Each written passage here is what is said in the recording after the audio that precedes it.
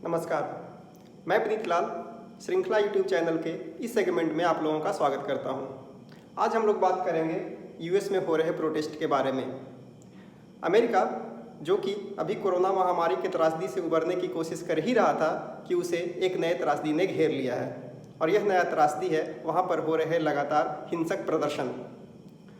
असल में अमेरिका के मिनेसोटा राज्य के मिनियापोलिस शहर में 25 मई को एक श्वेत अफ्रीकन अमेरिकन जो व्यक्ति जॉर्ज फ्लॉयड नामक व्यक्ति का पुलिस बर्बरता के कारण मौत हो जाती है। असल में पूरा वाकया ये है कि जॉर्ज फ्लॉयड नामक वह व्यक्ति एक दुकान में सिगरेट खरीदने के लिए जाता है और वह उस दुकानदार को $20 का फेक करेंसी देता है। वह दुकानदार पुलिस को फ़ोन करके इसके बारे में बताता है और पुलिस आकर के जॉर्ज फ्लॉयड को गिरफ्तार कर लेती है। लेकिन जॉर्ज फ्लॉयड पे काबू करने के दौरान पुलिस उसको रोड पर लेटा करके उसके गले को बहुत ज़ोर से दबा कर रखती है और इसके कारण से उसकी मौत कुछ देर के बाद हो जाती है। लेकिन यह वाकया पूरे अमेरिका में तब फैला जबकि एक व्यक्ति ने 7 मिनट का वीडियो बनाकर पूरे वाकया का सोशल मीडिया पर अपलोड कर दिया और उस वीडियो को देखने के बाद अमेरिका के जो लोग थे बहुत ज़्यादा हिंसक हो गए और प्रदर्शन पर उतारू हो गए। उस वीडियो में बेसिकली साफ तौर पर पुलिस की बर्बरता दिख रही थी और वह व्यक्ति जो है वह लगातार कहने की कोशिश कर रहा था आई कांट ब्रीथ, लेकिन पुलिस ने उसकी एक नहीं सुनी। इसी पुलिस की असंवेदनहीनता के कारण लोगों में बहुत रोष था। बेसिकली वहाँ पे जो इस तरीके के जो प्रदर्शन है वह बहुत दिनों से ऐसे चलते आ रहा है और बहुत से लोग इसको मानते हैं कि यह अश्वेतों के खिलाफ पुलिस का लगातार बढ़ता हुआ अत्याचार है और इस कारण से वहाँ पर ये रेशियल डिस्क्रिमिनेशन का भी मामला है। और यह रेशियल डिस्क्रिमिनेशन इस बार इतना ज़्यादा बढ़ गया कि वहाँ पर रोड पर बहुत ज़्यादा तोड़फोड़, दुकानों में हिंसा, आगजनी बहुत बड़े पैमाने पे हुई। वहाँ के लगभग 75 से ज़्यादा शहरों में इस तरीके के हिंसक प्रदर्शन हो रहे हैं। उसके अलावा वहाँ पर 40 ऐसे कम से कम शहर हैं जहाँ पे कर्फ्यू लगाना पड़ा है, बावजूद इसके वहाँ पर हिंसा रुक नहीं रहे हैं। और अमेरिका के राष्ट्रपति लगातार यह कोशिश कर रहे हैं कि हिंसा को काबू में लाया जाए।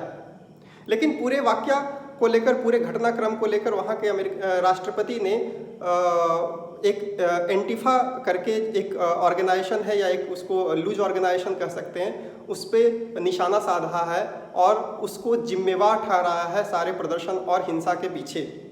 ये एंटीफा क्या है? तो एंटीफा का पूरा नाम है anti fascism. Basically anti fascism एक लूज ऑर्गेनाइजेशन है जो कि जिसका कोई स्ट्रक्चर्ड एक कोई ऑर्गेनाइजेशन नहीं है और इसको एक मूवमेंट के तौर पे जाना जाता है।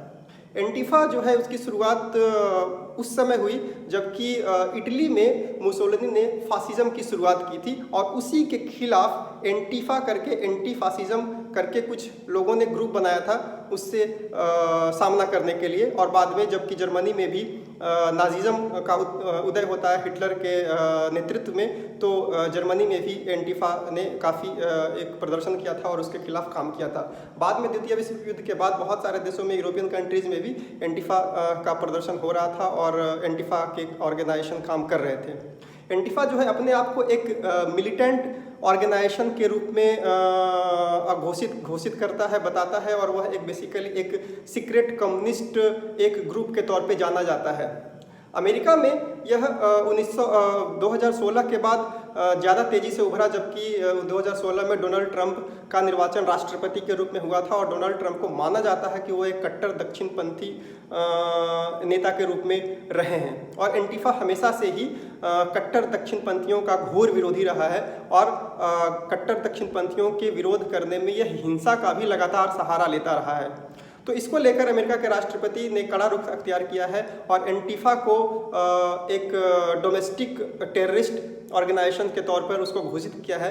हालांकि इसमें बहुत एक डिबेट है कि उसको किस तरीके से एक टेररिस्ट ऑर्गेनाइजेशन कहा जा सकता है जबकि अमेरिका में कोई डोमेस्टिक टेररिस्ट नामक कोई लॉ नहीं है। और दूसरी बात यह है कि एंटीफा का जो कोई ऑर्गेनाइजेशन नहीं है, कोई स्ट्रक्चर ऑर्गेनाइजेशन नहीं है, तो किस तरीके से उस पर काबू पाया जा सकता है।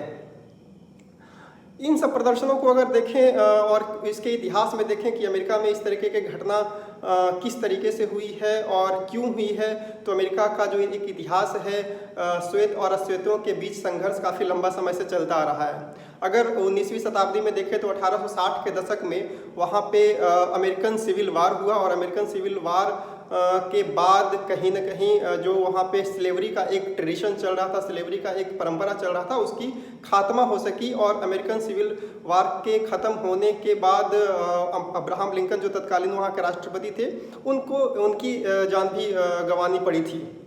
बाद में जिम क्रॉ एक लॉ है जो कि बेसिकली लीगल तरीके से रेशियल सेग्रीगेशन को मान्यता प्रदान कर रहा था, खास करके अमेरिका के जो सॉदर्न स्टेट थे। और जिम क्रो जो लॉ था उसी के विरोध में बाद में 1960 के दशक में सिविल राइट्स मूवमेंट हुए थे। और आपको पता होगा कि सिविल राइट्स मूवमेंट में अमेरिका के जो मार्टिन लूथर किंग थे, उन्होंने बड़ी भूमिका निभाई थी, जिनको अमेरिका का गांधी भी कहा जाता है। और उस समय 1960 के अंतिम के सालों में वहाँ पे सिविल राइट्स मूवमेंट के तहत जिम क्रॉ लॉ जो था वह ख़त्म हो पाया और जो रेशियल सेग्रीगेशन का मामला था वह पूरी तरीके से ख़त्म हुआ। और जो रेशियल डिस्क्रिमिनेशन लगातार कई वर्षों से चलता आ रहा था, उसको कहीं न कहीं अब कानूनी मान्यता नहीं थी। लेकिन अमेरिका में हमेशा से श्वेतों और अश्वेतों के बीच में लड़ाई रही है, जो अभी तक लगातार चल रहा है।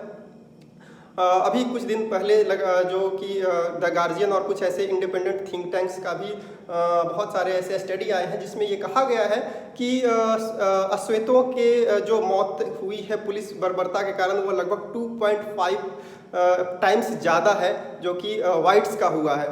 तो वाइट और ब्लैक का एक जो ये लड़ाई है वहाँ पे लगातार चल रहा है। और 2020 जो कि 2020 के अंतिम महीनों में, जबकि अमेरिका के इलेक्शंस भी होने वाले हैं, डोनाल्ड ट्रंप फिर से निर्वाचित होने के लिए फिर से वह कैंडिडेट के रूप में है, तो उनके लिए एक बहुत बड़ी चुनौती है कि वह किस तरीके से वहाँ पे इस मामले को शांत कर पाते हैं। क्योंकि और इसके अलावे जो कोरोना महामारी के कारण उनका ऑलरेडी पॉपुलरिटी बहुत अच्छा नहीं है और लोगों का मानना है कि कोरोना से वह बहुत अच्छे तरीके से नहीं निपट पाए हैं। और इस दौरान इस तरीके के मूवमेंट पूरे अमेरिका को बहुत ज़्यादा एक परेशानी का सबब बन सकता है।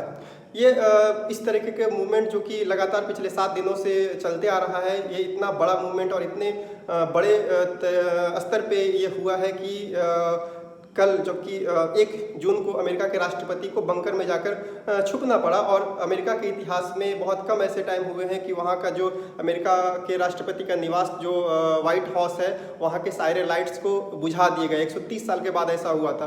तो इससे समझा जा सकता है कि जो इंटेंसिटी है प्रोटेस्ट का, ये बहुत ज़्यादा है। पुलिस भी इसको रोक नहीं पा रही है और जो लोग हैं वह वॉलंटियरली तरीके से सड़कों पर आ रहे हैं। तो ये एक पूरा मामला अमेरिका के में जो प्रदर्शन हो रहे हैं इसको लेकर के हैं, और जो कि इसके कुछ इतिहास के बारे में भी हमने बात किया। तो आज के वीडियो के लिए इतना ही। और अगर आपको ये वीडियो पसंद आए तो लाइक ज़रूर करें और सब्सक्रिप्शन ज़रूर करें। Thank you.